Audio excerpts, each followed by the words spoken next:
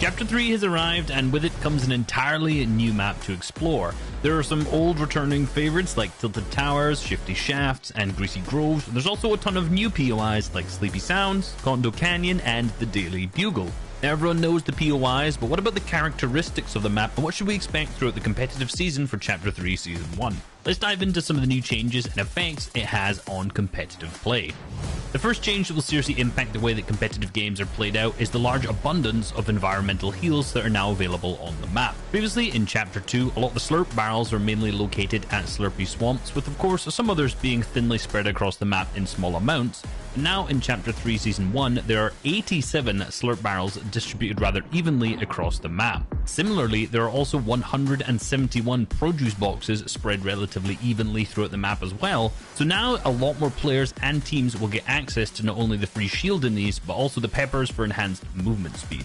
Last chapter, all the pepper spawns are basically limited to one POI, Catty Corners, but now the majority of named POIs have access to these outside of Rocky Reels. Teams like Janus and Vortex, who play second in the first Cash Cup of the season, heavily utilize this in their early game strategy. They land to the south side of Sleepy Sound, and on their individual looting paths, both has access to shield barrels and produce boxes, meaning they can essentially make the most out of the 20 chests they have there, as they barely need to use any shield that they loot. Vortex uses 7 shield barrels to the west side alongside the shield mushrooms obtained from the produce boxes to get himself all the way up to 200 HP. Janus lands on the east side and pops 2 minis, then grabs the 3 slurp barrels and produce boxes to the north. You might think it's a waste, since he could have just used the same shield barrels as Vortex, but landing more split enables him to loot the entire place faster, disengage quicker, finding plenty of minis along the way anyway, so it won't necessarily matter. As you can see, as they leave their POI, they are not struggling for shield one little bit, unlike many of the other teams in the lobby. You know, Reese, while we're on the topic of heals, we have to talk about the new coolers. These trusty new resources provide 3 different variations of loot. You can get 4 chug splashes, 2 guzzle juices, or 2 chug splashes and 1 guzzle juice.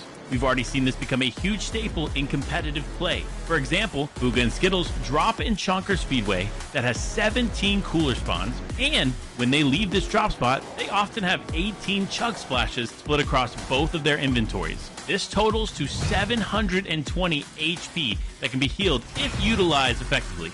With the cars already equipped here in Chonker Speedway with those nice off-road tires, they have that ease of mobility around the map.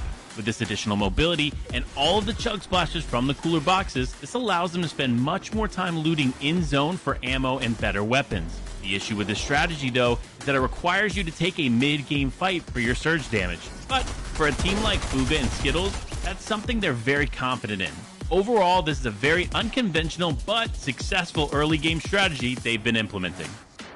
Last but not least, we have probably the most impactful addition to the map, and that is the spider webs. These webs provide you with mythic Spider-Man and additional heals. Having these provide numerous benefits in the early game, like easy shield and fast mobility. Now, these webs can be really useful in the early game for faster looting, but can be a double-edged sword in the endgame. In this game, the first moving zone pulls from south of Daily Bugle to the northwest, which means there are a large amount of obstacles in players' way. Shady and Waze have boxed up next to one of these webs, meaning when the zones start to pull, they can leave their box and get an easy rotation from low ground without the use of a launch pad, and also saving them a ton of material. However, if you're not watching each turn in a messy endgame, you could easily bounce off of one of these and be sent into the zone, or even worse, into Tayson's line of sight. With these incredible additions to the map, plus some old favorites returning, we can't wait to see you all in action when FNCS returns in February. Until next time, we'll see you on the battle bus. Beep beep!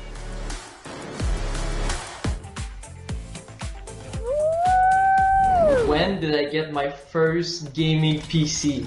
I knew you had a laptop at one point. I heard that once, but I had no clue when. That was really much shorter than I thought.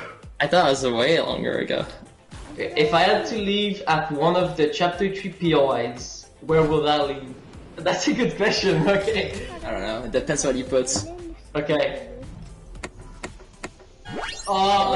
Nice! I got it. We used to drop there at the start of the season. which year did I first start playing Fortnite?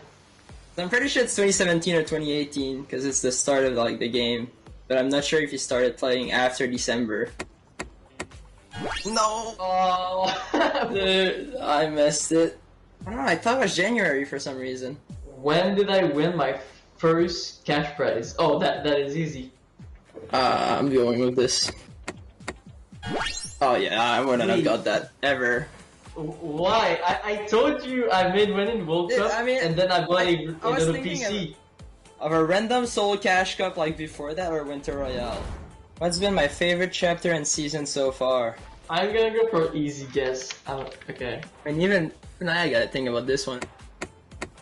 Oh, Wow. what? Why did you choose World Yeah, no. Cup season? Dude, that was like my season, bro. What's my favorite food? You told me like not that long ago. I completely forgot because I told mine too, but yes! Yes, sir. We got it. I don't know. It's just amazing and simple. It's great. What's my favorite POI from Chapter 3? I'm gonna go with the easy guess with a place that everyone liked.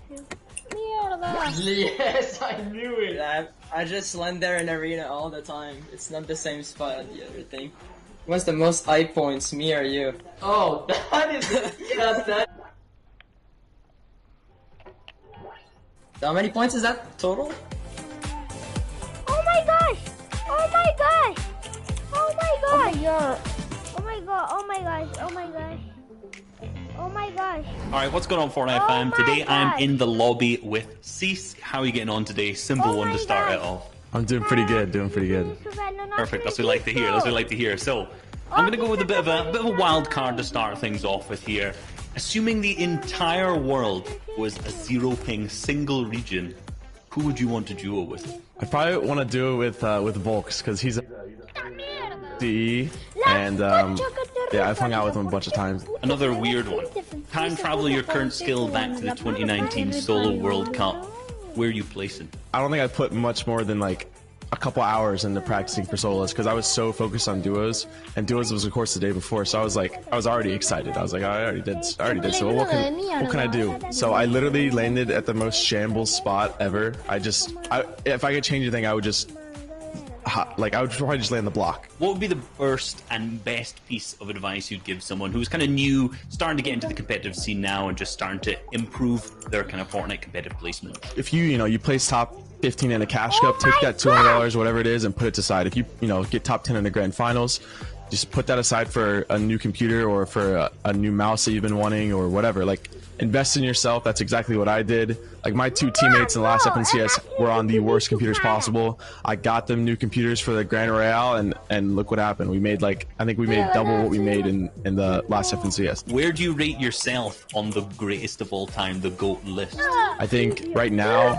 I probably put myself within the top 25, but I think after this year I'll be back into the top. Galera, a gente tá aqui, mano. Porque olha daquele tempo, mano. What stress involved in Olha that too? Are daquele you tempo, planning velho. anything in particular with your mindset? I don't think I had any nerves at World Cup. Like, I literally at duos, and I can tell because we were so prepared and we had a game plan knocked out. But then it came to solos, and I was extremely nervous because I had nothing, and I was by myself, and so now in the trios, it's like this last FNCS, I had so much prepared. I knew exactly what our game plan was. I knew what we were gonna do, and we knocked it out. You already mentioned earlier your favorite game mode is duos in particular. What's your least favorite game? Well, duos is always like part of the game, but when trios came out, I was like, oh no way, a year of trios, I hate it.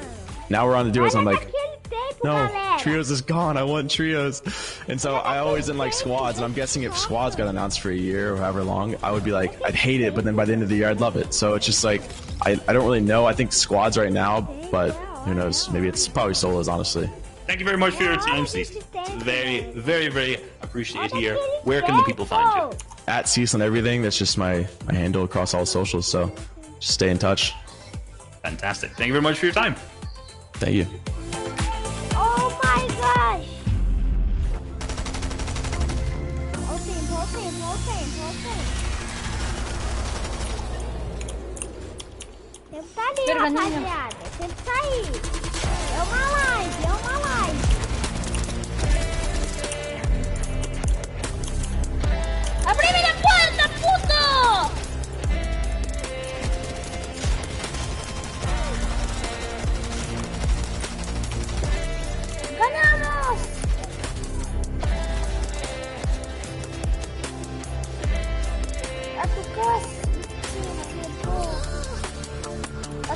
bernardito. Bernardito, palhaçada.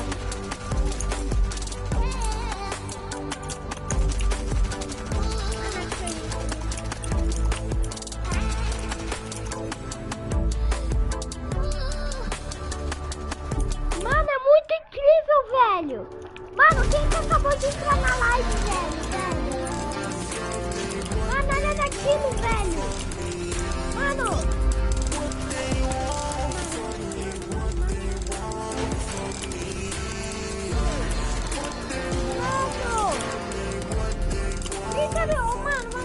30 minutos, velho. Aqui, ó. Toma. 1000 coroas aqui. Ganhamos! Mano, falta pouco, velho. 20.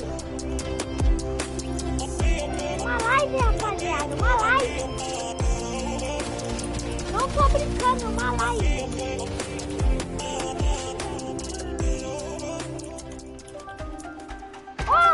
Oh my gosh, 6, 5, 4, 3, 2, 1, 0. Oh my god! Que merda! It feels amazing to be back at FNCS. I'm excited to keep my journey alive and keep pushing. I just got to win. This is where it's all going down, you know? Yeah, I'm excited to go up against like all the high tier pros and see how well I could do. I feel like I can do the best I've ever done. My IGLing is what separates me from the other players. I like to think that I have very good aim. Other competitors should fear us. I'm very excited to crush the competition this season. My toughest opponent is probably going to be like no one. I'm just the best. I'm ready to win this FNCS. This FNCS has to be mine. I just can't wait to show everybody how good I am. And I'm not going anywhere for this FNCS besides first place. Let's get it, boys. Let's go! Oh!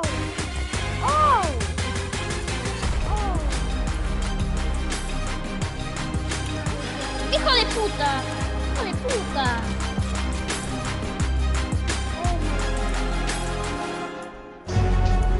E agora? Mano, é agora! 8 teams have progressed to finals from qualifier 1 tonight. 50 more duos will go cake to cake for the last remaining 8 auto-qual spots. Which names will headline the Daily Bugle in the morning? Let's find out. Welcome back to FNCS NAE. It's qualifier 2. My name is Adam Savage. I am delighted to be your host once again, bringing you all the action from across the region. I'm also joined tonight as well by the almighty SPG and Sundown, setting the analytical foundation for us here on the show. It's going to be a wild one. Obviously, you can see here as well, guys, on the panel, Vivid's gone. Vivid's just... Honestly, qualifier 1, I predicted Commandment and Stretch go all the way. They came first place. He couldn't take it. He ripped off his headset, said something Vividy, and just left the building. He's it's tragic, really. Not really. Tonight, Vivid is making his casting debut alongside Monster. It's going to be amazing. We can't wait to see it happen. That's coming up very shortly. But boys, welcome into the squad. Sundown, great to have you here on the desk as well, my friend. But SPG, we are back. Qualifier 1 was amazing. What can we expect tonight? Galera, calma aí, Man, we're gonna see some of these best teams, and then a few teams snuck in that didn't necessarily make round 3 in the first qualifier. So we'll see how they're able to really change things, and obviously the top 8 are gone, so there's those spots up for grabs, whether it be actually on the leaderboards or on the map, and these teams are gonna figure that out. But I'm really interested to see how tonight goes. Yeah, as SPG noted, there's plenty of spots up for grabs. 8, our top 8 will be going through to the finals, but also 8 of those biggest sharks are kind of pulled out of that pond. We saw the action on Friday end up going down, and while we have a lot of repeat duos who have ended up making it through to the final round, there's some new faces as well with a lot on the line. It's either that top 8 going straight through the finals, or you're battling for series points to try and make the semifinals. So a ton on the line today, Adam. So much on the line. You're hyping me up here, boys. I can't wait. It's all coming your way. You guys watching at home here on broadcast. We're going to go through it all. Talking of which, let's go through the broadcast schedule so you can see exactly what is coming up for you. Quem See here on screen right now, we've had qualifier 1 already happen on Friday. Today, it's round 3, which means it's qualifier 2 here February 20th. Coming up next weekend, the semi-finals we're alluding to there with the series points. Who's going to get there? February 25th to 27th. And as you can see here as well, the finals, the actual finals are happening March 5th and 6th. Now remember, you can watch all the action on the new Legends Landing. It's found in the Buy Epic Discovery Row. Make sure to check out. There's loads of fun things to do on there, as well as watch the games live, which is simply unbelievable. I mean, SBG, this is a great experience for people at home watching it actually in Legends Landing. Yeah, you can take a seat, use your favorite emote to sit down and actually sit down in game, or you can challenge your friends to do a bunch of different things. And Sundown, I think the coolest thing is the Hall of Fame, and we see these guys here that have won all of the different FNCSs. That's so cool, and now they're enshrined forever in Legends Landing. Yeah, having that little Hall of Champions and being able to see just like what was the top players were able to do and have it enshrined in there. But go around exploring. There's so many fun things to go through, but we're going to take a look at the format now here. Yeah, and for our format, we're going to have our second qualifier. We went through the first one already, and it was slightly different here in the qualifier number 2. We had 10 matches in round 2 as opposed to 7 in the first one. Now we're playing 6 matches. The top 8 are going to advance straight to finals. Everyone else is going to get series points. And why do the series points matter? Well, that is how you qualify to semifinals. We're going to play semifinals next weekend. There's going to be 3 different sessions. The top 6 in each session are going to be advancing to the finals. But wait, if you get a victory royale in any match during those sessions, you also advance to finals. Then we have our 2-day final, and it's going to be so awesome seeing that new match point format introduced this season. Yeah, it's going to end up making points. I mean, we're talking points here against Sundown. Just to jump in, format-wise, points. This is so important for our team. This is how they get to those finals. Yeah, this is how the teams will be accumulating those points going through. So the first round of placement points occurring at 35th, and then at 30th, you can see once you end up getting then into the top 25, it is +1 for each team who ends up going down. Until you get into that top 3, then there's some bonus points, +2, +2, +4 for the victory royale. So 32 points in total. But don't forget, in round 3, it's 3 points per elimination. So those really end up adding up very quickly. Yeah, there's eliminations 3 points ago. That's huge. It makes massive differences when it comes to the leaderboard. We're going to see that fluctuate all over the shop today. We're actually going to take a look at as well the players who are actually competing in today's I guess qualifier 2. We got 50 duos going head to head, trying to make it through into those 8 spots we're giving away today. I say giving away. They're going to battle out for today, of course. It's going to be interesting to see what happens. Some familiar names as well in that players list, SBG. Some ones that were really standing out for us that we're excited to see happen. Yeah, and some of the teams we saw just narrowly missed that qualification of that top 8 in the previous qualifier joining us here today. But the first 2 names on this list didn't even make round 3 of the first qualifier. So Rise and Agers, Quanti Peterbot, welcome to round 3. You guys are more than deserving to be here. And Sundown, I'm sure there's some names that you're looking at and you're like, oh, these guys have got top 8 easy. I'm not necessarily sure about easy, because there's a lot of really good duos going through here. Immediately have to call out Muzz and Avery being able to represent the only multi-region FNCS champ making it through to the round. My prediction itself, I talked about them a little bit on Friday. Fatch and Pam Style, one of the returning duos, excuse me. There's 18 returning duos, including basically everyone who is between 9th and 20th. Only 3 teams who weren't in that top 20 of the duos will be back and playing today, including Scented and Cold, who I know were very much a Caster and Des favorite as well, and kind of surprised they didn't end up making it into the top 8 in that first qualifier.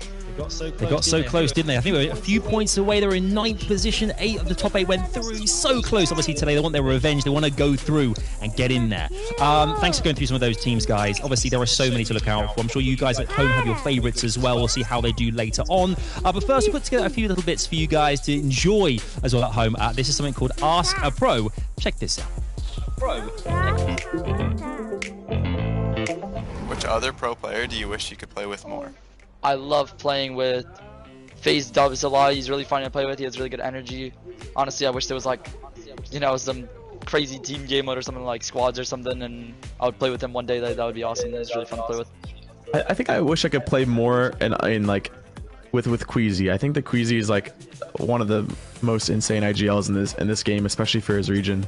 I think I would go with Senton because Senton knows a lot about Fortnite, and I think just playing with it will be really beneficial in a way because he will learn me like a lot of stuff that I don't know.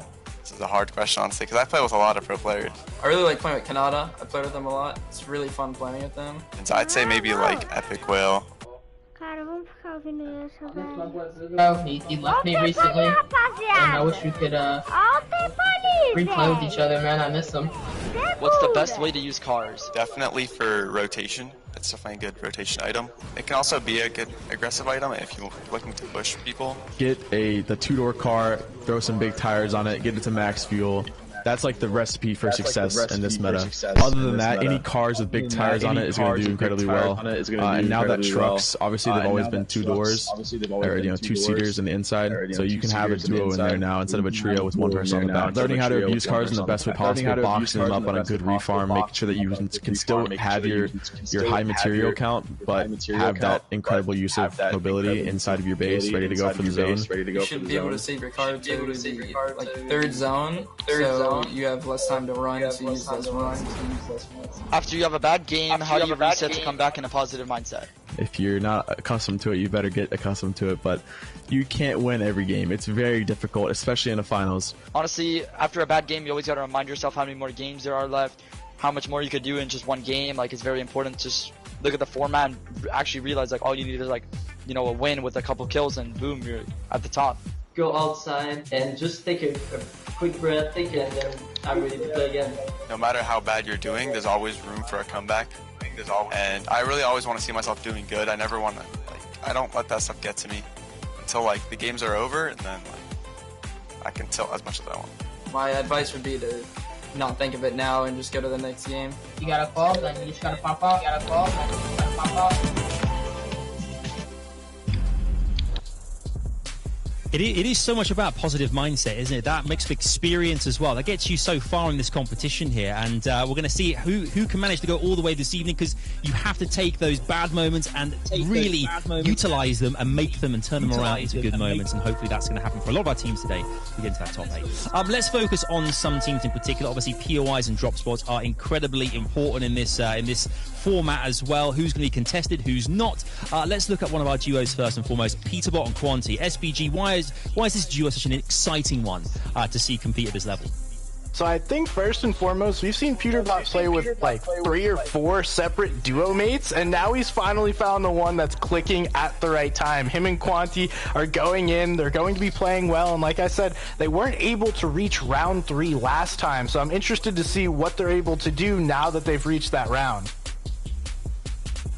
Yeah, and they have a very unique playstyle. I think it's one of the things that's made it difficult in duos, because with trios you can kind of plug in somebody of Peterbot's skill and there's no real problem, but if you watch him play solos, he plays very differently. It's a lot more methodical, it's a lot of ambush practice, and he kind of manufactures eliminations, and finding somebody who wants to play in that playstyle, it can be tough at times. Then also making that playstyle work when you add somebody else isn't always necessarily a given, so I'm very interested to see if they're able to put it all together when under the pressure of basically only having this qualifier to really run through it. I totally hear what you guys are saying. I think that's really important. It's a real difference from last season as well. Trios going to duos as well. You've got new teammates, new teams forming. It does have a massive impact. You've got to kind of take all that, and particularly in the moment as well, things get so intense. That communication is really important. There's so many factors. I want to see what happens again as well. I mean, I love that kind of the VT we just saw as well there, with the Omzo in his chair going, "Yo, Miss Booger, man." I love this guy, and I'm excited to see how he works with DJ in this evening, because these guys came really close last week. It didn't quite happen. Or let's say a few days ago, didn't quite happen for them. Tonight, they was looking pretty good indeed here, SBG. Again, another great duo who have got so much potential. And the tough thing for them in the first qualifier was off spawn. They went down numerous times, but Nypher and Violet are going to be in this one, and they're not going to be contesting them. That doesn't mean that someone else may not be, but we'll have to see if they're able to make it to that end game, because once they're there, Sundown, they are such a strong duo. Yeah, they were able to put up results every time they made it off the off-spawn fight. You have to assume because Knifer and Byla aren't there and no other duos on East necessarily want to be fighting both Knifer and Byla and then Eomzo and Degen. If you don't have the reps at that drop, you're just going to get waxed out every single time. The guaranteed llama is so strong, and you can see how practiced they are, making sure they have the exact same landing. They rotate over there in a very timely manner. And if you're not necessarily on your X's and O's like they are, you're just going to get pushed back into the lobby waiting for the next match. And once that happens once or twice, I assume you'll get pushed away. So I'm hopeful that now that we're into the last qualifier, teams are going to be a little bit more deliberate about their game plans. They're going to find a drop spot that works. They're going to do the math. They're going to go look and see what everyone else is saying. And they're going to find a spot on the map where, hey, we can get enough materials to give ourselves a chance in the mid game on Storm Surge and into the end game. And if they do that, I think we're going to see a really tight top 8, which has been the story of NAE so far. Oh, that's why we love it so much here, though, Sundown. We love it getting tight. And particularly, we saw in EU there as well, the bubble teams. Everyone was kind of in that last game, potentially going through, which made it so much more exciting. One team that is actually going to be competing today, who weren't here on Friday, didn't qualify for that, but are today, Muzz and Avery as well. We know, obviously, Muzz last season, going through Ruga, Mira,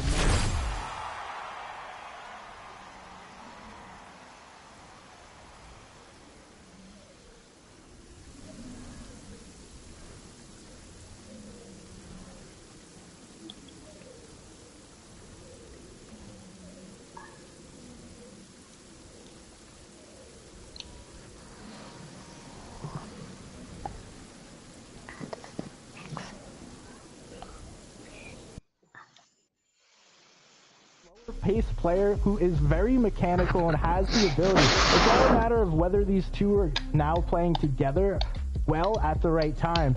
I'm not sure. I haven't really seen enough from them to tell me yes or no, but individually, I know they're good enough. It'll just be a matter of how it plays out today. Well, I think one of the biggest things, and there's no doubt that Muzz is a skilled player, but he's also a very emotional player. Right, we've seen it when he ended up coming over from OCE. They didn't instantly have success when it was that full OCE trio, and it took him splitting apart and then going with some other NAEast players. He most certainly has the ability, but they need to get things rolling right away, and I think that's where Avery's deliberate playstyle is going to be able to help them out, where if they're able to get just 1 or 2 elims early on, get 1 or 2 picks, get a refresh, or even just not be threatened by Storm Surge, if they're able to do that between the first 2 games and make it into the end game, I have no doubt that they'll be pushing towards that top 8 threshold. And I think if you're able to just get that little bit of confidence into Muzz, he's just kind of a ticking time bomb in that circumstance where he's going to go off at some point. He's going to rack up a bunch of eliminations. He's going to make a sick play that's going to keep you in the game or win you a game, right? So it's just enabling that to happen. Yeah, with Muzz, it's all about fueling the self-confidence fire there, and he's like a steam train. That's what we need to do here. Hopefully that happens for him.